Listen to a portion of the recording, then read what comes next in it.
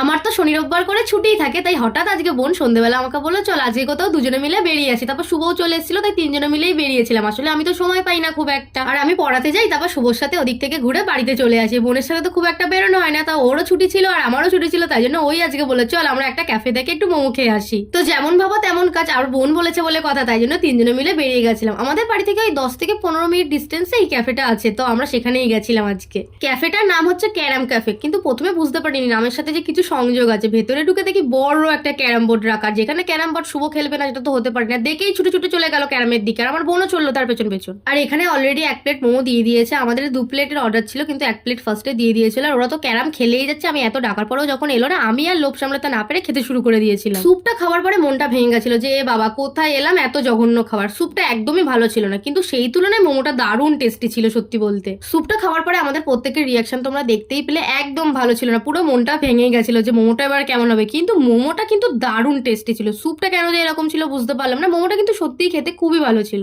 আমরা হচ্ছে গিয়ে 2 প্লেট মোমো অর্ডার করেছিলাম, আর 2 প্লেটেই আমাদের পেটটা তিনজনেরই খুব ভালো করে ভরে গেছিল। আর খেতে মোমোটা টেস্টি ছিল বলে তাই অতটা আর মন খারাপ হয়নি স্যুপটা খেয়ে যতটা হয়েছিল। যার মোমোটা গরম ছিল, গরম মোমো খেতে খেতে আমার নাক দিয়েও গরম গরম জিনিসপত্র বেরোতে শুরু করে দিয়েছিল। আর শুভ সেটা নিয়ে আবার ভিডিও করছিল। এখানে দেখো গান চলছিল বলে ভেতরে আমরা দুজনে মিলে নাচতেও শুরু করে দিয়েছি।